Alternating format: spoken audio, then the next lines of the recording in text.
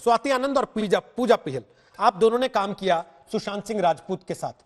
आज मैं ये सवाल नहीं पूछूंगा कि उस समय उनका व्यवहार कैसा था, वो डिप्रेशन में हो सकते थे नहीं हो सकते थे, लेकिन स्वाति जब मनोज बोल रहे थे आप सहमति में सिर हिला रही थी।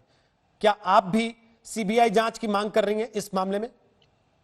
बिल्कुल कर रही हूं, और मैं ये चाहती हूं कि सच्चाई हम सबके सामने आनी चाहिए। हम लोगों का हक बनता है, सुशांत के परिवार वालों का हक बनता है, और वो जनता जो सुशांत को इतना ज्यादा पसंद करती थी हमेशा से, जब से वो इस इंडस्ट्री में आए हैं, और आज भी उनके लिए मैं तो ये कहना चाहूंगी कि रोहित जी की 1.5 महीने बाद अगर हम सुशांत की मौत का डिस्कशन कर रहे हैं बैठ के, और उसकी चीजों पर इतने वरिष्ठ जन यहाँ पर हमारे साथ बैठे हुए हैं, वो अपनी बात रख रहे हैं, तो कुछ तो कंट्रोवर्सी उनकी मौत में है, कुछ तो ऐसा पॉइंट है जो पब्लिक के सामने नहीं आने देने नहीं आ पा रहा है, हम लोगों को पता नहीं चल पा रहा है। वो क्या है जो हमसे सच छुपाया जा रहा है, हम वो सच जानना चाहते हैं।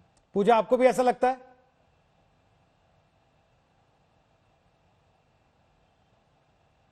जी, मैं भी ये चाहती हूँ कि जो भी इसके पीछे रीजन रहा है वो सबके सामने आए, क्योंकि एक मिस्ट्री बन गई है एक। तो इसके पीछे जो भी रीजन रहा है जिसकी वजह से भी सुशांत ने किया है ये सब, तो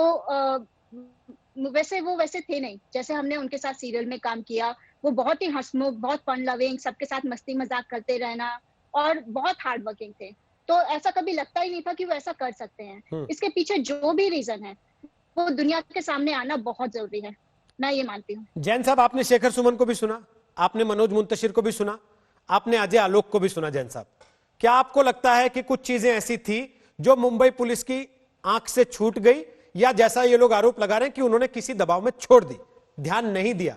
ये चीजें जो बिहार में सामने आई जाके उनके परिवार की शिकायत के बाद कि रिया चक्रवर्ती का साथ रहना, उनके फाइनेंशियल ट्रांजैक्शंस, उसमें कुछ चीजें गड़बड़ पाई जाना, वो मुंबई पुलिस को जांच लेनी चाहिए थी पहले कि सुशांत ने अगर आत्महत्या की ही है तो उसके कारण क्या है, जिसको पुलिस ने नहीं जांचा, बजाय इसके फाइल क्लोज करने में ज्यादा जल्दबाजी दिखी।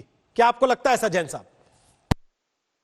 देखिए, अभी थोड़ी देर पहले उज्जवल निकम साहब ने जो बताया कि आत्महत्या करना या आत्महत्या के लिए प्रवृत्त करना, आत्महत्या के लिए प्रवृत्त करने के लिए कुछ पॉजिटिव एक्शन एक्यूज की तरफ से होने चाहिए। ये सुप्रीम कोर्ट का लेट डाउन और सेटल्ड लॉ है। जैसे कोई व्यक्ति अगर आत्महत्या करना चाहता है, कोई लेडी अपने आप को आग लगाना चाहती है, तो वो किसी ने माचिस पकड़ा दी कि ठीक है अभी आग लगा लो, उसके इस तरह का कोई पॉजिटिव एक्शन उस व्यक्ति की तरफ से, आरोपी की तरफ से होना चाहिए जिसपे अबैटमेंट टू सुसाइड का केस बनता है। बाकी चीजें जैसा मैंने कहा, फाइनेंशियल एंगल जो है वो सब सुशांत सिंह के लाइफ टाइम में हुए। उस व्यक्ति ने खुद ने कभी कंप्लेंट नहीं की, तो आज सिर्फ अंदाजा लगा के कि उनके अकाउंट में से 15 करोड़ रुपए निकालिए। अभी हमने उनकी स्टेटमेंट देखी, उसमें 2 करोड़ की एफडी बनी, कुछ पैसे रिया चक्रवर्ती के ऊपर खर्च हुए, 2 कंपनियां बनी। ये सारी चीजें जांच का विषय है। तो फाइनेंशियल एंगल की जांच की जा सकती है, उसमें गबन हुआ नहीं हुआ वो चीजें अलग से उसकी जांच होगी। क्वेश्चन ऐसा है कि आज ये केस मर्डर का है, अबैटमेंट टू सुसाइड का है या सुसाइड का है, इसी बात के ऊपर हमारी डिस्कशन होनी चाहिए।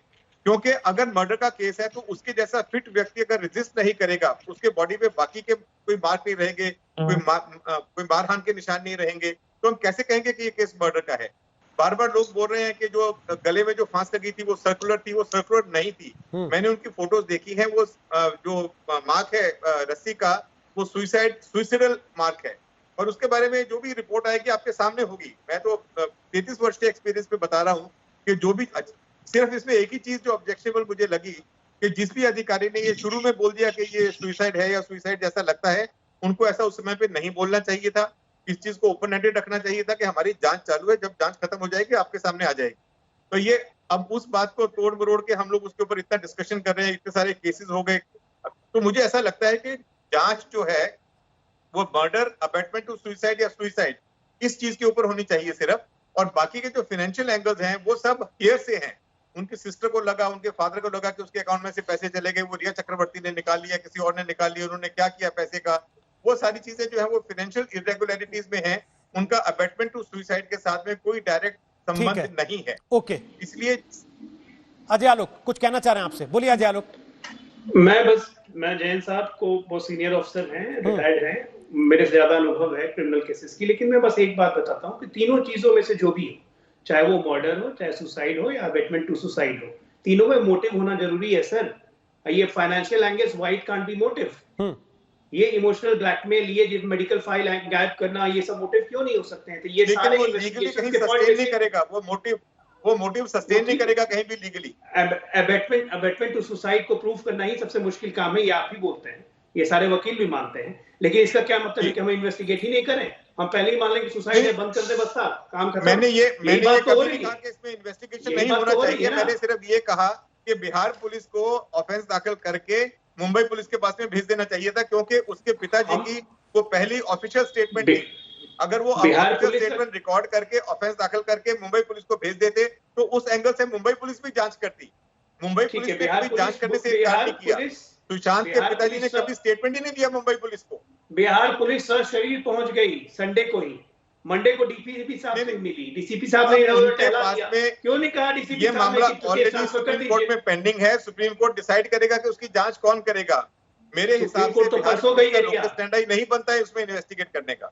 सुप्रीम कोर्ट तो रिया चक्रवर्ती परसों गई, बिहार पुलिस संडे से मौजूद है महाराष्ट्र मुंबई में। क्यों नहीं मंडे को मुंबई पुलिस ने बिहार पुलिस से ऑफिशियली कहा कि ये केस ट्रांसफर कर दीजिए? ऐसा एक बार भी नहीं कहा। डीसीपी क्राइम ने उठा के भेज दिया डीसीपी बांद्रा में कि आप पहले परमिशन लेके आइए, तब आपको हम रेलेवेंट डॉक्यूमेंट देंगे। ये तो ऑन पेपर्स है, ये ऑन रिकॉर्ड्स है। कुछ इन्वेस्टिगेशन बिहार पुलिस के पास में है।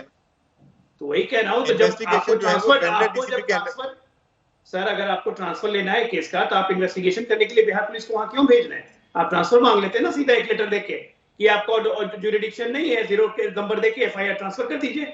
आप ये नहीं मानेंगे कि बिहार पुलिस के एफआईआर के कारण आज मजबूरी हो गई मुंबई पुलिस की, इसको क्रिमिनल एंगल से इन्वेस्टिगेट करना पड़ेगा। नहीं तो ये तो कभी मूड में ही नहीं थे इन्वेस्टिगेट करने के क्राइम के। ये तो मान ही नहीं रहे थे कि क्राइम हुआ है। आज कम से कम आपने ये माना ना कि आपको 3 एंगल से इन्वेस्टिगेशन करनी पड़ेगी, whether suicide, whether abetment of suicide और मर्डर। पहले तो ये दोनों एंगल थे ही नहीं। अगर हम ये पहल नहीं करती बिहार सरकार या बिहार पुलिस, तो ये दोनों एंगल पे तो कभी बात ही नहीं होती। अब पूरा देश इसी बात को तो कह रहा है कि there is something fishy, murky है ये। क्योंकि जो तथ्य बिहार पुलिस के सामने रखे सुशांत के पिताजी ने, वो तथ्य मुंबई पुलिस के सामने नहीं थे।